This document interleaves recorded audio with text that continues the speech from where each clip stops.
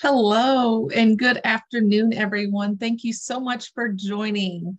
My name is Dr. Misty Resendez, and I am the chair for the Center for Women's Leadership.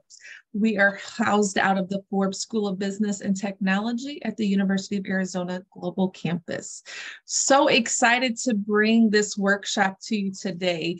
A good dear friend of mine, and I am just so excited that Dr. Olufowote made time to really come and share with us today about a rear view mirror challenge, right? Just looking ahead. We're going to really dive into some good information today. Dr. Olufowote is a career educator, having spent over a decade on the college campus as a professor of political science and a university executive.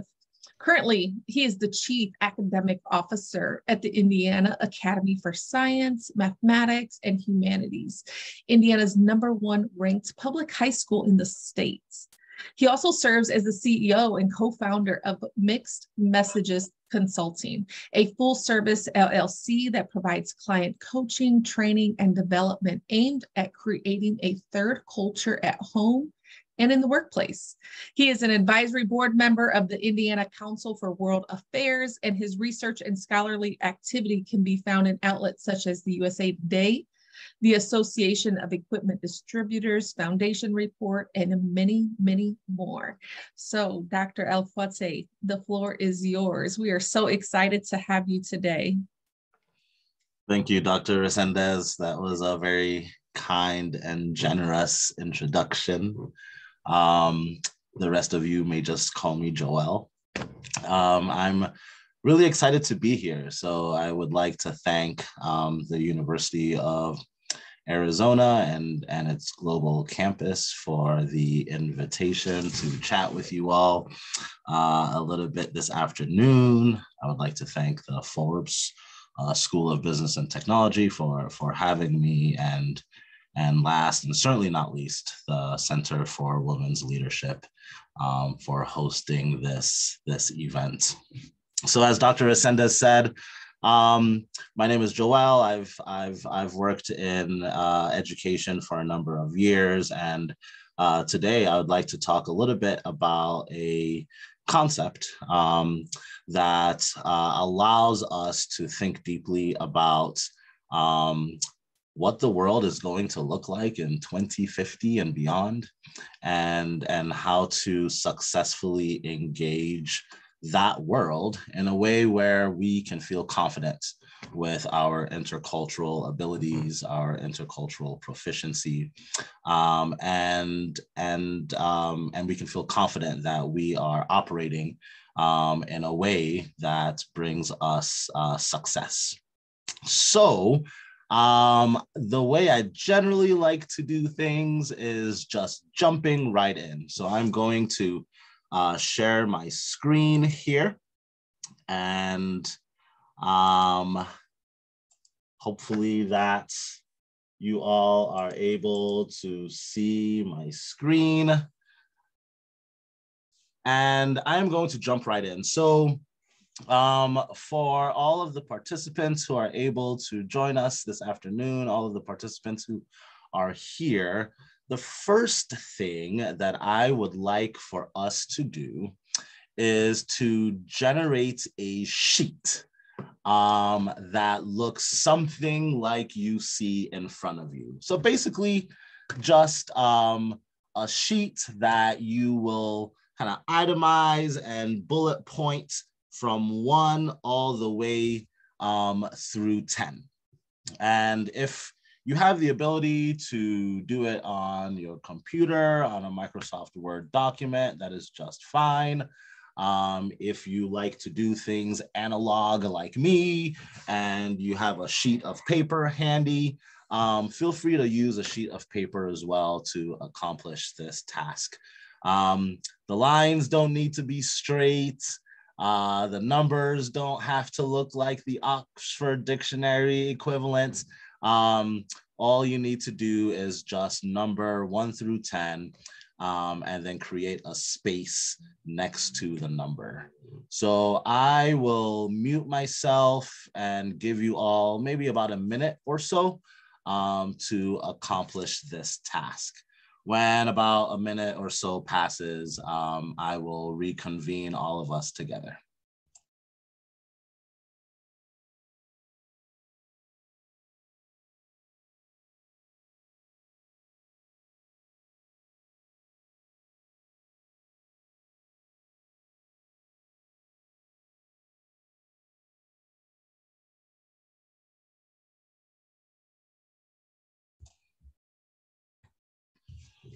At this point, some of you are probably thinking, what in the world is going on? I have no instructions other to write down a number list from 1 to 10. Some of you may be super curious about what potentially the next steps are. I promise you, I will reveal everything in due time. So please oblige me at the moment just to follow these first set of instructions. Okay, so I'm going to ask those of you who are able to navigate to the chat. This could be, we can call it our first pop quiz of some sort. If you think you know what is happening, what is going on, if you feel like you know the direction in which we are heading with this exercise, feel free to throw it in the chat.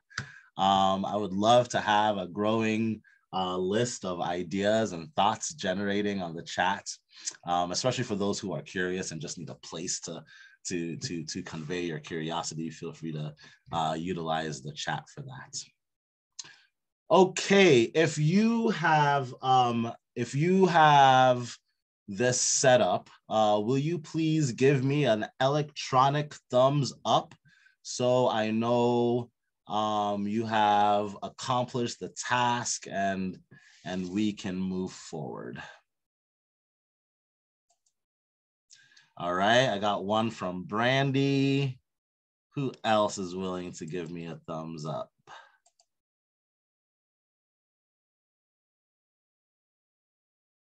Okay, I think I got one from Karen. I got one from, oh no, I'm sorry. I got one from Lavanya.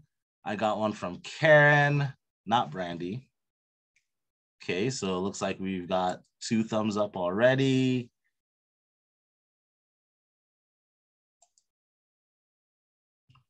I suppose I'll wait just a few more minutes or a few more seconds before we move forward. Oh, okay. It looks like the chat is a buzz. Okay, we got one from Misty. We got one from Aubrey. Lavanya says the top 10 things that proves your theory. Okay, we're close. Karen has no idea. I love it. Sue says she's done. Okay, it looks like we have enough people who have completed the first task. Okay, so I won't reveal what we're doing just yet, but great guesses, everyone. The next thing I would like for us to do, let me move to the next slide, is to list some people next to that name. So I'm sorry, to list names next to the number 1 through 10. If you're taking a look at the screen in front of you, you should see an example of that. These are fictitious names that have nothing to do with me. But what I would like for you to do is think about people that you are in community with.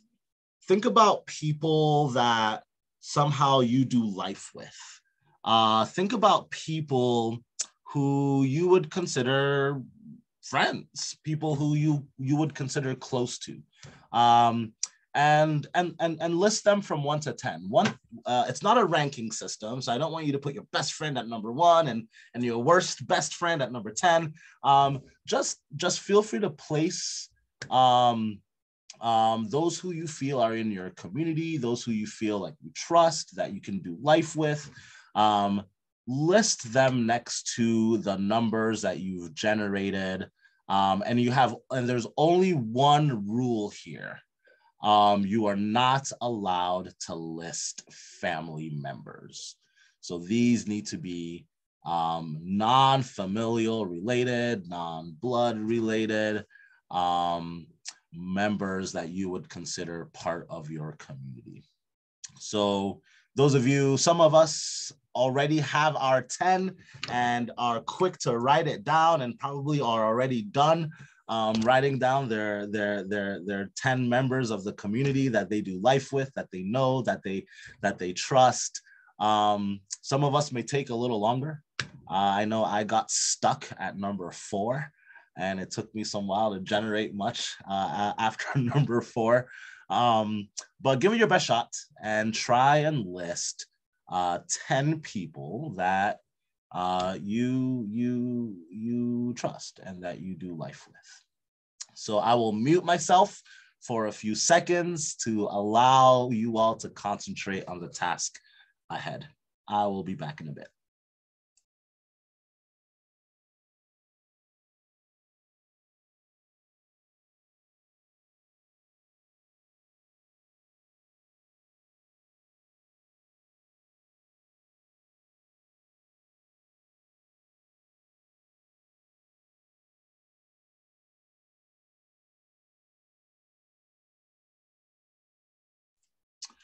Okay, as we are writing names next to numbers, feel free to throw in the chat if you think you have a better idea of what is going on. What are we doing? What is the goal? What am I trying to convey through this exercise?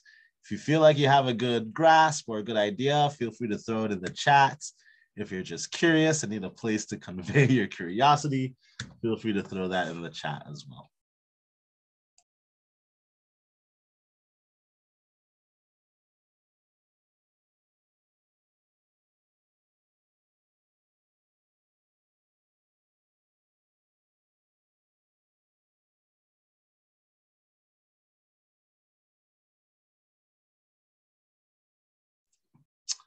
Suzanne says, is it possible that we are building categories of project peers and social peers? Okay. Brandy wonders whether we are building a trusted network. Okay. Suzanne has a second guess. Suzanne says, are we creating an organized list of those to call on when planning a project or social outing? Okay. Dr. Ascenda says, it could be our circle of connection to others outside of family. Aubrey says, could we be engaging in an exercise of awareness of impact in our community? Lavanya says, is this a support group? And Karen asks, are we examining similarities and differences we see among our community peers? Wow, really good guesses. Several of you are in the vicinity, so this is going to be good. I will mute myself for another minute or so and allow you all to finish your list. But keep the guesses coming because they are good.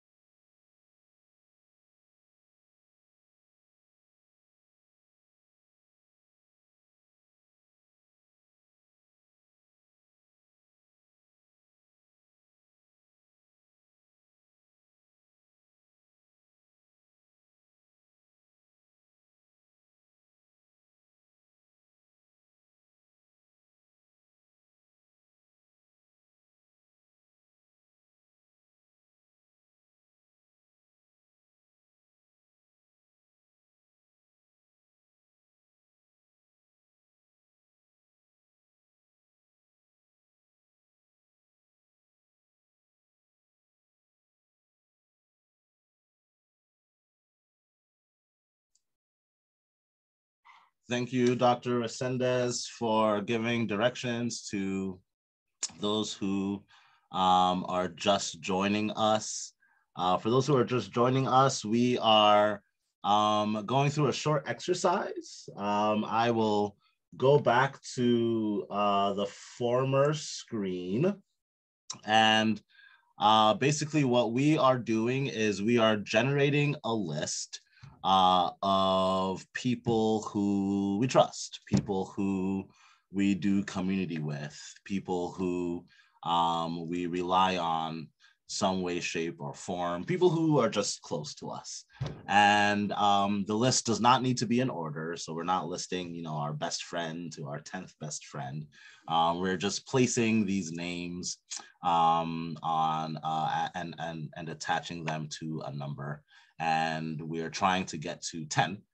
Some of us will easily get to 10. Others may struggle after 5 or 6, and that's fine. But the goal at the moment is to generate a list of people who we feel like we are close to, and as we write names down, it should resemble something like you see in front of you here.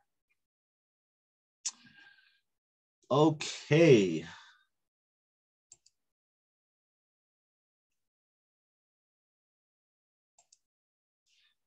All right, so the next thing that I am going to ask each of us to do is contained in the next slide. So you should see in the next slide 10 categories that have to do with demographics, that have to do with ability or position, or even actions taken. So I will read them verbatim, but the next step for you all is to write these attributes in the same manner you see them written in front of you here. So the first attribute is male. The second attribute is white. The third attribute is over 40. The fifth attribute is makes over $60,000 a year.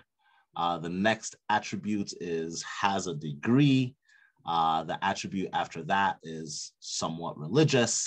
And then the last few attributes are this person is employed, this person is American, this person votes, and this person owns a home. So feel free to enter the chat. Let's not go further than this point, but those of you who have thoughts once more, or maybe this step generated some additional thoughts on your end that you'd like to mention, feel free to unmute yourself or throw it in the chat, and let's hear your thoughts there. But I will mute myself for a couple of seconds unless anyone has any questions along the way. But I will mute myself to allow those of you in the audience to write down these list of attributes in the row above the names.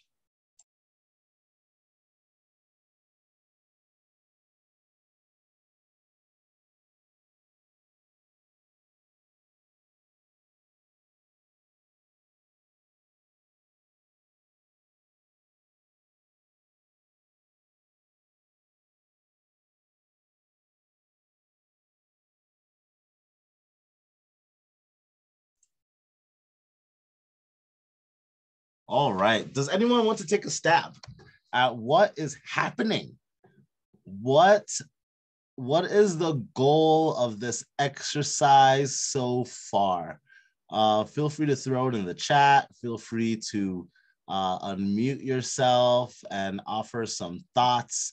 I guarantee there is no wrong thought here. There is no wrong idea here. And I'd be very curious to hear what you all think.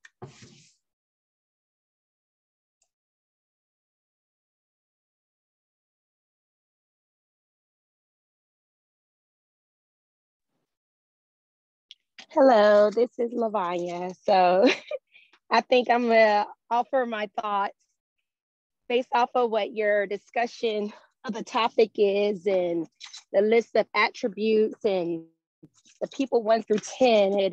It provide probably a good flow chart either into showing us a reflection of the diversity that we have in our life or the lack of diversity that we have.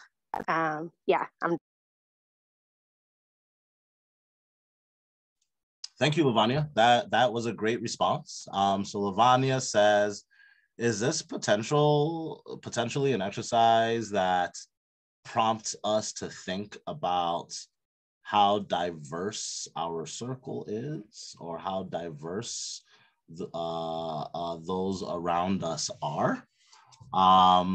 And on the other end of the spectrum, Brandy says, maybe this is an exercise where we are being charged with recognizing the lack of diversity in our own inner circle, which again is another great thought and idea. Karen says, could this be an exercise about how non-patriarchal our peer group is? And then goes on to question whether that's even a word, patriarchal. I'm accepting it, Karen, so you're fine by me. Aubrey says, is this potentially about who we naturally surround ourselves with and how that impacts our biases? Okay, so Aubrey, that's a great guess as well.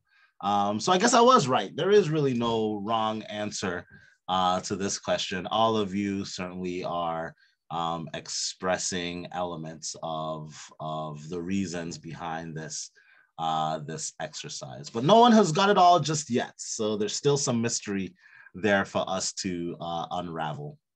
Does anybody else want to share ideas or thoughts? Feel free to unmute yourself and share directly. Feel free to throw some thoughts in the chat. Who wants to take a guess at what we are doing here? I will mute myself for about 30 seconds or so, and if no one responds, we will just move ahead.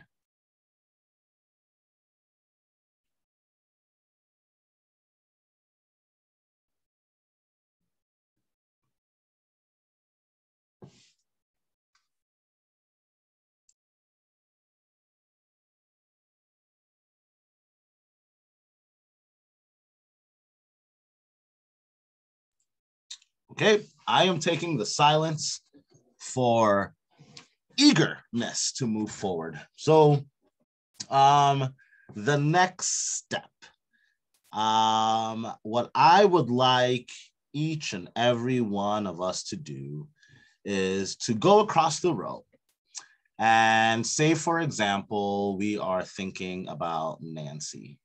If Nancy is not a male, then we should put X in the box that corresponds with Nancy and male. If Nancy is, black, then we should put an X where Nancy and white correspond. If Nancy is indeed over 40, then we would put a check indicating that Nancy is over 40. If Nancy makes, more than $60,000 a year, then we will put a check. Now, I know some of these attributes, it's going to be difficult for us to know. We may not know how much someone who we consider a friend makes necessarily, but we can take a stab at it. We may not know how religious they are. We may not know all of the degrees that they have or that they have amassed through the years. We may not even know if they are a regular voter, but to the best of our knowledge, let's place check marks and X's for our friends that we've listed as it pertains to the attributes and demographics that we have listed in the top row there. And then the second thing that I would like us to do as we are doing X's and checks is on the far bottom row. So on my sheet here, under number 10, Ida, I would like for all of us to do what is next. I would like for us to write our name there. So as you can see, I have written my name and a number 11, and also do checks and X's for yourself. So we should have a list of anywhere from, 7 to 11, but the last person really needs to be ourself. And then let's do X's and checks for every single person who is on that list as it corresponds with the attributes in the top row. I will, once again, mute myself. And if you feel like you have a better idea or a better guess what is going on, or if you want to share some thoughts, feel free to unmute yourself and share them. I certainly want to hear them. If you are more on the reserved end and would like to throw it in the chat, feel free to do so. I will go ahead and mute myself right now.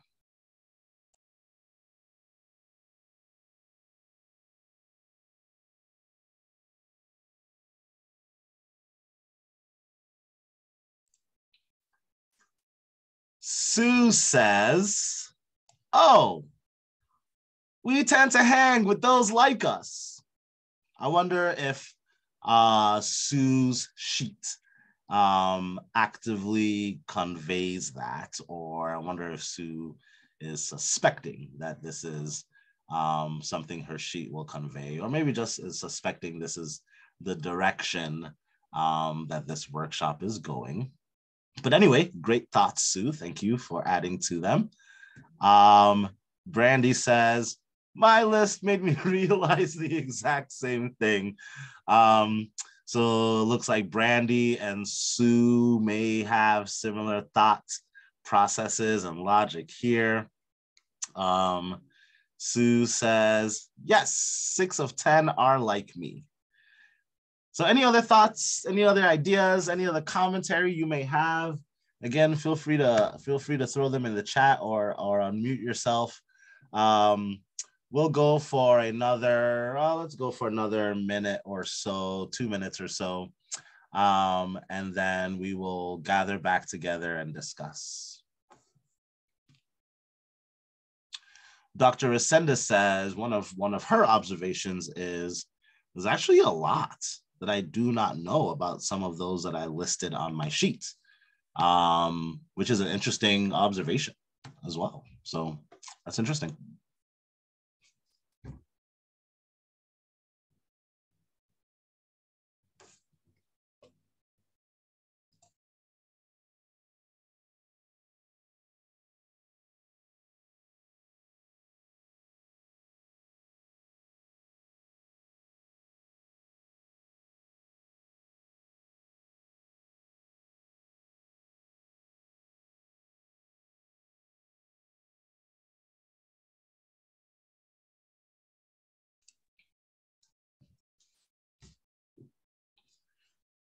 Lavania says, I still think we need to increase our social awareness and potentially increase our the diversity that is maybe present in our circle. Suzanne says, interesting. My list is actually quite diverse with regard to socioeconomic status, nationality, cultural aspects, etc. But I have quite eclectic interests in both work and social adventures. I believe I have different facets of my life engaged. And that's an excellent, I guess perspective there that you shared, Suzanne, about what your list looks like and what it creates. And I certainly hope that that's a conversation that we can continue once we get to the reflection and discussion part. Any other thoughts or ideas or perspectives? Why are we doing this? What's the point? What does my sheet show? What does it not show?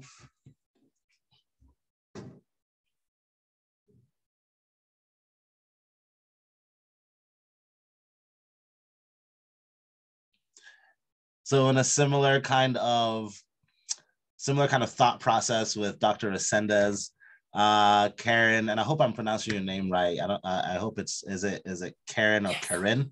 It's Karen. It's Karen. Okay. Karen says, I need to check in with my buddies on voting. I hope they do, but I don't know. So again, a similar sentiment that, I don't know everything about my list, or I don't know everything about what my buddies are doing. So that's another good takeaway.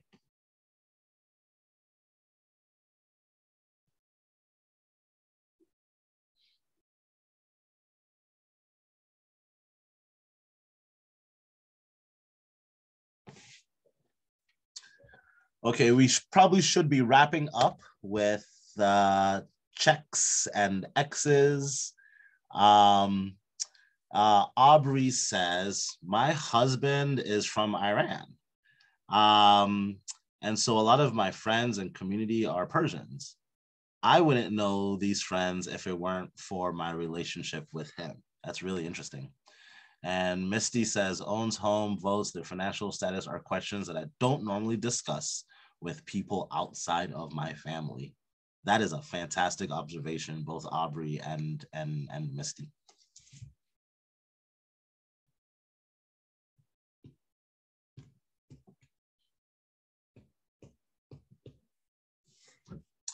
Okay, so we should be all done with checks, and we should be all done with X's as well. So I am going to move us to reflections and discussion. So I will stop sharing my screen momentarily so I can return back to you all. So it seems like there were some interesting kind of reflections from those of us who cared to share. So I think one thing that rose to the top, or at least from what I heard, was how our circle, those who we keep around us, have the propensity to look like us. And in fact, when I do this exercise, that observation is true. It comes up. When I've done this, and I try and do this pretty consistently, just to kind of see where I'm at. And 80 to 90% of the time, those that I list and the attributes of them are a almost perfect reflection of me. It's not surprising that 70% and above of my closest friends or those in my circle are either Black or African American, are either international or have lived in another part of the world for a significant amount of time, that they are around my age, that they probably have the same sexuality as I do. There may be similar home situation as I have. And my first sort of reflection on this exercise also leads me to believe that, I keep a circle that is pretty similar to who I am personally and what I look like. I don't think I planned that. I don't think that I intentionally planned to have a circle that looks like me. In many ways, I am convinced that it is a human nature thing to move with people and keep ourselves around people that are more like us than are different.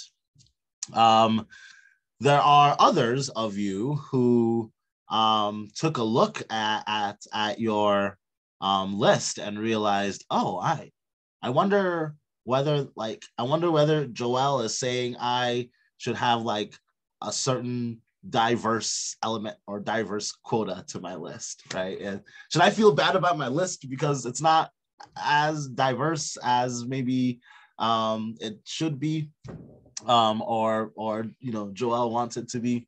I can tell you that's not the takeaway. So I will say at first, don't feel bad about your list. Your list is great. You should love your list. Chances are your list of people have had profound impact on who you are and have molded and sculpted you to be who you are today. So we shouldn't feel bad about our list. That's not the takeaway. But some of you did move towards that direction, thinking about, I wonder if my list has enough diversity on it. I wonder if there's a lack of diversity on it or there's enough diversity on it. Aubrey, I really liked your comments about, man, my list is full of Iranians and Persians. And that's interesting that it's possible I wouldn't have even have this circle if it weren't for my husband. So there is still something about proximity, and it may not be necessarily what we keep a circle that looks like us, but it may be more about who is in our most immediate proximity. So I really enjoyed that that comment, Aubrey, and Dr. Ascendez and Karen. And I think maybe some others noted, well, I actually don't know that much. Maybe I don't know these specific instances or these specific attributes, like whether they vote or whether they own a home or what they make. These are things that either for cultural reasons are generally not talked about with those who are in my circle, or I just haven't asked and it hasn't come up, but I just don't know.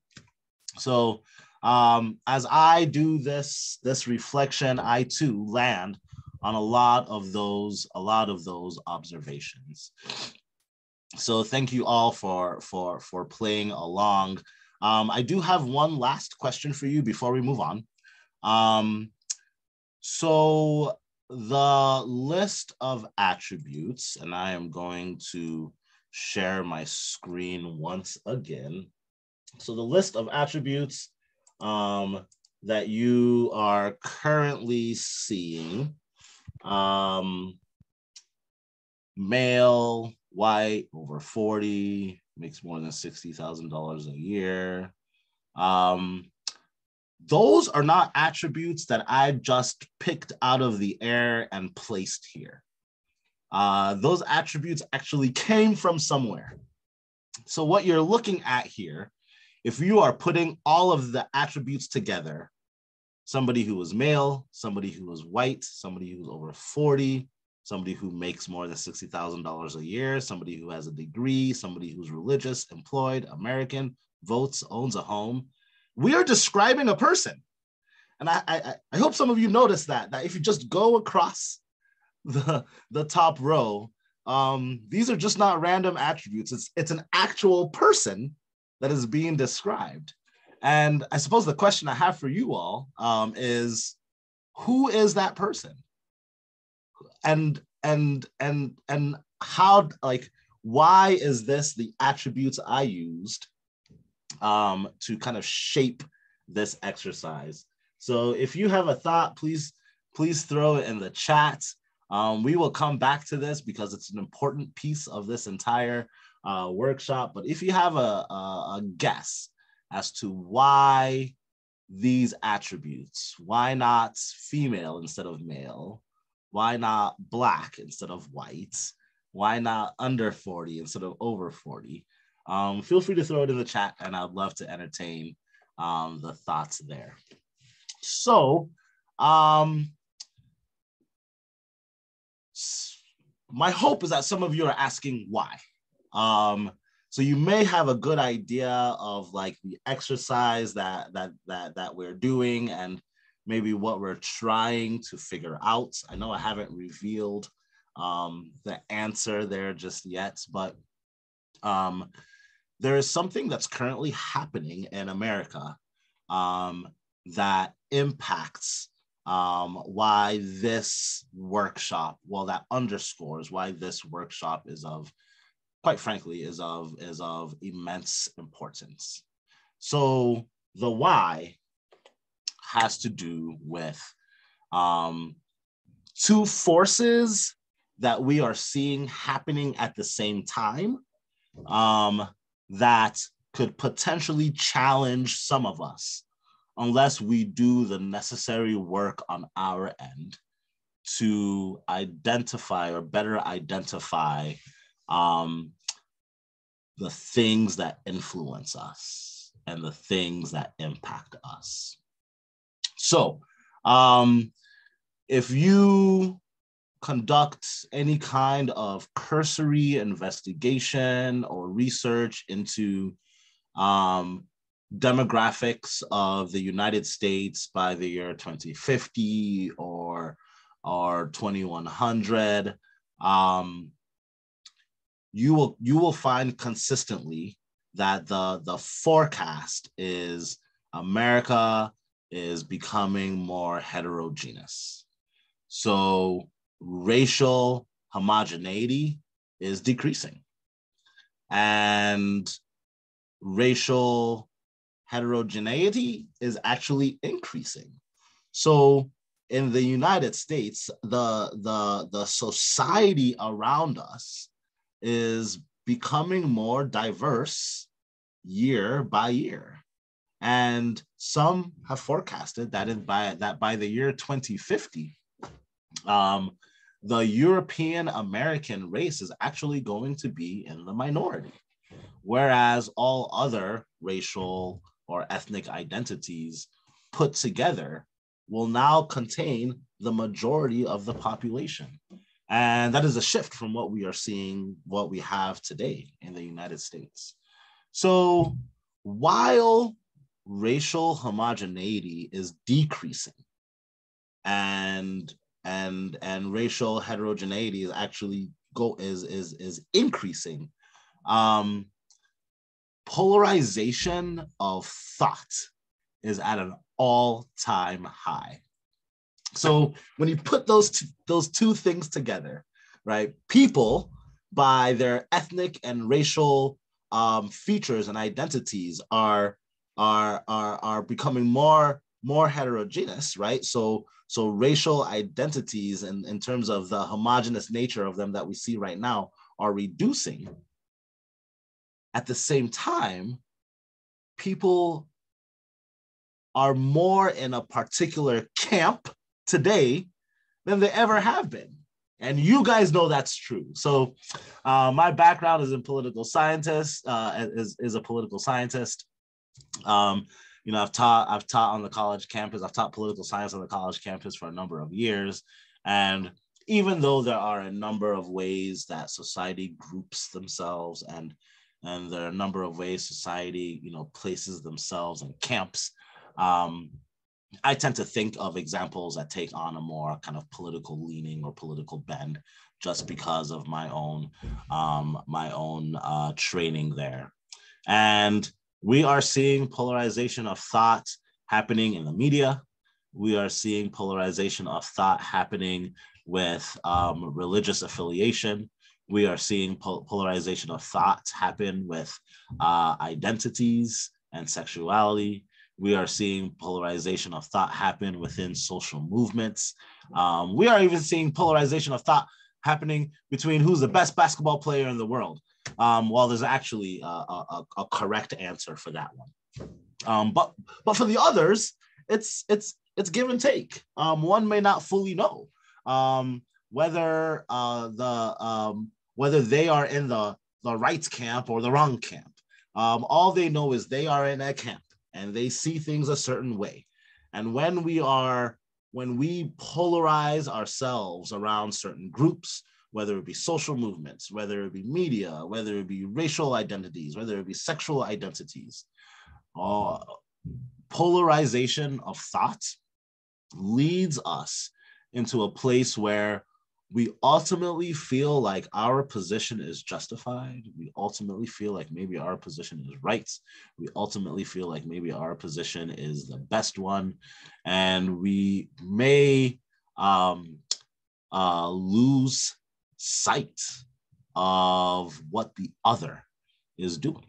We may lose sight of what of the sorts of things that influence and impact those who are not of the same thoughts or not of the same ideas as us.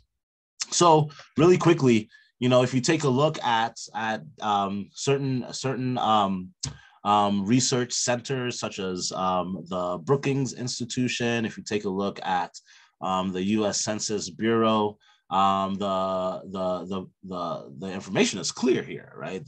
We are becoming a much more racially diverse country in the United States, and we are seeing more and more and more of the homogenous nature of society move away into one that is just going to be more culturally diverse, more racially diverse, and more ethnic diverse.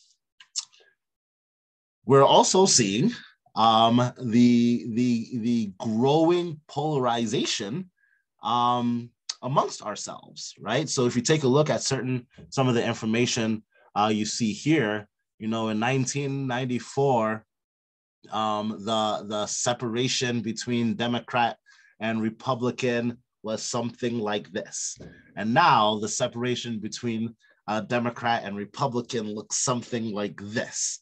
And that is evidence of polarization. There's some other stats here that you see about how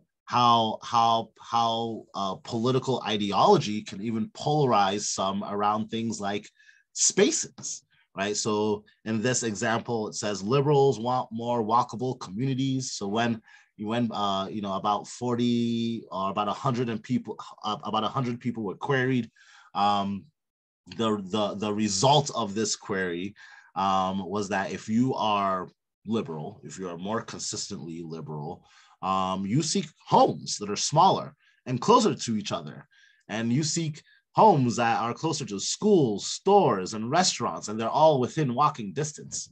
However, the more conservative you are, you value space. You value houses that are larger, further apart. And schools, stores, and restaurants are generally more than several miles away. It's really interesting when we take a look at what polarization of thoughts can bring. The last item that I'd like to talk about here is the rise of the populist movement. And there's not enough time for me to fully describe what populism is. It is a political concept, so it is something that I tend to talk about in my own realm of study within political science. But in short, populism is a me versus them. It's a elites versus all of society. It's a I versus him or her. And the rise of populism, not just in the United States but globally, has almost created this justifiable placing you in a camp and othering someone because of a certain belief, or placing you in a particular area or sector of thoughts and belief, and then intentionally othering someone because they feel different, or because they think different, or because they are different. And this has become part of global politics, and this has become the rise of populism has become something we see across the globe. And that too is impacting what we will see, years to come from now. Sometimes I wonder when people ask, what is the year 2050 going to look like? Or what is the year 2100 going to look like? Oftentimes, I wonder if people think this is what 2050 is going to look like. I wonder if they think 2050 is going to be filled with robots who are neither man or woman or color or ethnicity, that just sort of, in a monotone, very mechanical way, do the things that we've been doing. Well, this is not what research shows. I know this is maybe what iRobot maybe shows, but this is not what research shows. Actually, what research shows is that America in 2050 is going to look more like this. America in 2050 is going to look a lot more like the picture you see in front of us, where we are going to be walking amongst ourselves, living amongst ourselves, working amongst ourselves, with people who look different than us, who may believe different than us, who may have different values systems than us. So the challenge is, how do we do life in a world that is going to be increasingly more diverse, but also increasingly more polarized? Well, what you all did was a trusted 10 exercise. And a trusted 10 exercise, as you all guessed correctly, so it's not surprising when you have an audience of smart people, you guess correctly. The trusted 10 exercise is a way to begin examining your influences. It's a way to begin examining what is entering you that you may not even know, right? So some of us, we have consciousness that we are taking the remote and we are clicking this particular media channel because we want to listen to that media channel. And it's a conscious decision. And we know that we are watching this and not this. But then there are other subtle things. There are other subtle factors of life that influence us that we may not fully realize have as much impact because they're subtle. They may have as much impact on the way we think about things, the way that we believe things, the way that we view things, as other factors may. So the Trusted 10 exercise was an attempt to begin thinking about, who is in my circle? And how does that circle influence the way I think, influence the way I believe, influence the way I lead? So the first takeaway here, which was mentioned, is that your circle is most likely going to be a reflection of yourself. And Aubrey, I'm even going to throw you in that mix because your husband is a part of yourself, and his community, as you've noticed, has become yours. So your circle now is almost a reflection of who you are and what you value. I can't remember who left the comment. It could have been Sue, about how, or maybe it was Suzanne, about how your circle is a diverse one. But then you yourself connected the dot and said, well, I do have multiple interests. Well, I am pretty eclectic in my tastes. And so even though your circle is a diverse one, it reflects your diverse talents and your diverse interests and your diverse passions. So even though you have a diverse circle, it doesn't mean that it's not a reflection of you. Generally speaking, we will keep ourselves in community. We will navigate more towards people who are like us or who value the same things like us or who are an expression of potentially who we desire to be. Another takeaway is that your circle is fine. The takeaway here is not to diss your circle. The takeaway here is not to say bad circle, find a new circle. That's certainly not the takeaway. For example, the last time I did this, 10 out of 10 of my closest friends were male. And it's likely because I am male, and it's likely because I navigate towards people who are more like me than are different than me. This does not give me an opportunity to go to my wife and say, honey, the Trusted 10 exercise told me I need to have more female friends in my life because they are all male. My wife will slap me across the face if I ever said that to her. So the takeaway is not to ditch your circle and find new circle members that are different than what you already have. The takeaway is, who isn't in your circle? And are you aware that this isn't in your circle? And are you fully aware that having a circle that is like you whether intentional or unintentional, is still an echo chamber. Who we let into our lives, who we let feed us, who we let influence us, it still has the ability to bias us or prejudice us in certain ways that we may not realize. The key takeaway here is, who isn't represented in your circle? And do you know that this person isn't represented in your circle? We are going to be more prone to biases where we have blind spots. And blind spots create accidents. And those of us who have been in a car, who drive, I mean, this is like literally driving a car. If we are not aware of what's in our blind spots, chances are we may collide, we may cause an accident because we just have no awareness. Biases at times are literal blind spots that we just didn't know exist. And it's our job to do the work to realize, how does my circle either impact blind spots? How does it influence blind spots? How does it create biases?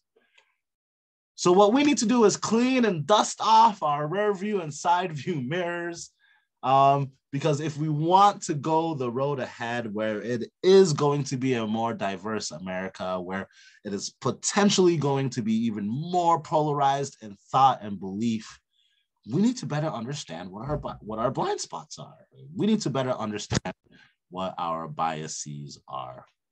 So recognizing your blind spot is the number one way to avoid accidents.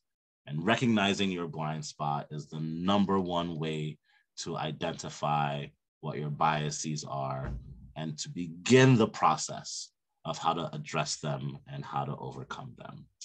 So I will wait for Dr. Resendez and Aubrey to invite me back so we can handle the step 2 of this part, right? Like the step 2 is how to engage these biases, how to engage these blind spots. And unfortunately, we're not going to have enough time this afternoon to get into that. But it is my job to leave you all in suspense so you can invite me later. So Misty and Aubrey, thank you so much for your time. I think we have a couple of minutes left, so I'll be happy to answer any questions that come up. Yeah, thank you so much, Joel. This is a fantastic presentation. And I think it's amazing that you highlighted that we all have different things that we can work on and lean into, even though it might feel messy or complex or challenging at times. There's always things that each of us can be doing, no matter who we are or what our categories are. So that being said, I would love to see what questions people have. Feel free to come off mute or put them in the chat. If not, I definitely have some questions to ask. So, but I'd love to give you guys all a chance to chime in here before we close out our time today.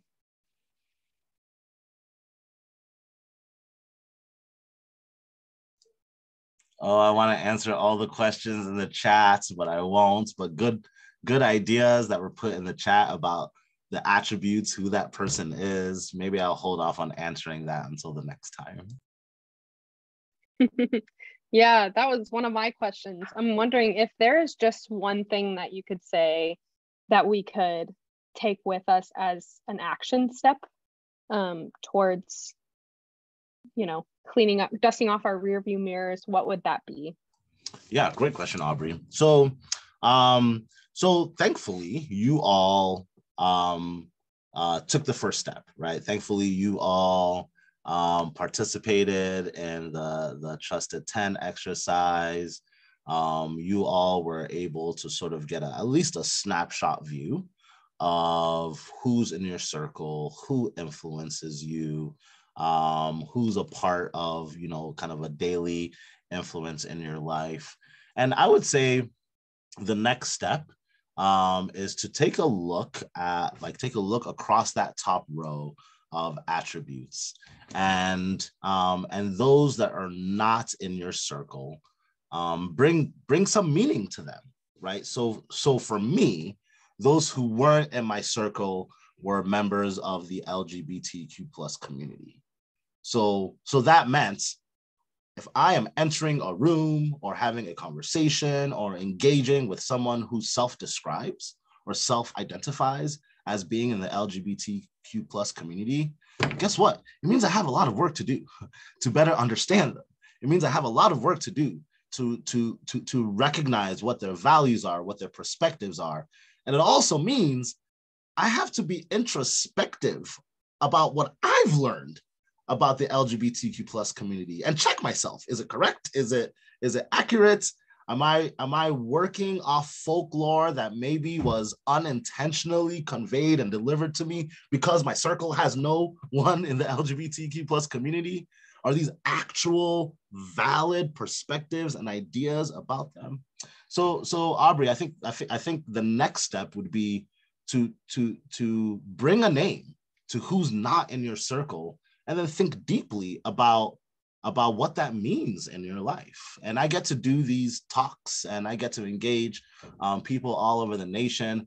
And who is not in my circle, quite frankly, are most of my friends are Black males. So that should tell me about who's not in my circle, and what have I learned about females? What have I learned about the white male? What have I learned about the white female? Is that accurate?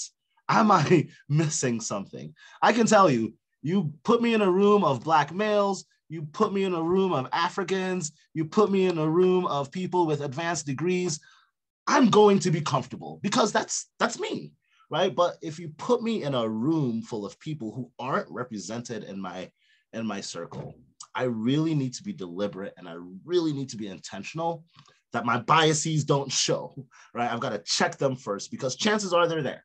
And even people like me and Misty who get to, travel the nation to do these sorts of things, we are not bias free.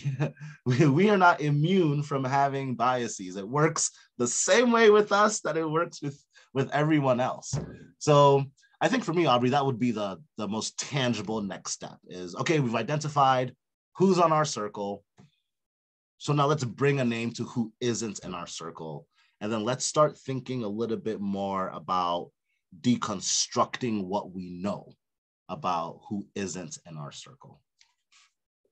Yeah, I think the key to what you said is curiosity and being willing to open your mind up to what is not yet, and that it doesn't have to be already there. We don't need to place judgment on ourselves for what we don't know yet, but to be curious about what we could know if we took the chance. I think that's great. Thank you all so much for your time. Thank you, Joel, for your time today. This was a great presentation. Please know, everybody, there's some links in the chat on how you can find this video on YouTube as well, and share it with everybody you know. It was a fantastic exercise for people to be able to walk through to continue learning more about themselves and their biases. We should have it up in about a week, and we'll have our newsletter coming out as well. I also wanted to just share my screen real quick and let you all know about a couple upcoming events where you can continue learning about these kinds of things. We've got our community chat for lifting our voices next week on the 27th. And then we've got a pop-up event for what's happening in Iran right now. And then on the 1st, we kick off our Veterans Month with Get Gutsy with Vernice Flygirl Armor. And we're pretty stoked about all these events and the kind of awareness that they'll all bring. They're all very different in nature. So feel free to check them out, share with your friends. And thank you all so much for joining today. We look forward to seeing you again soon. And thank you again, Joel, for joining us today. Thank you all. It's been great. Enjoy, everyone.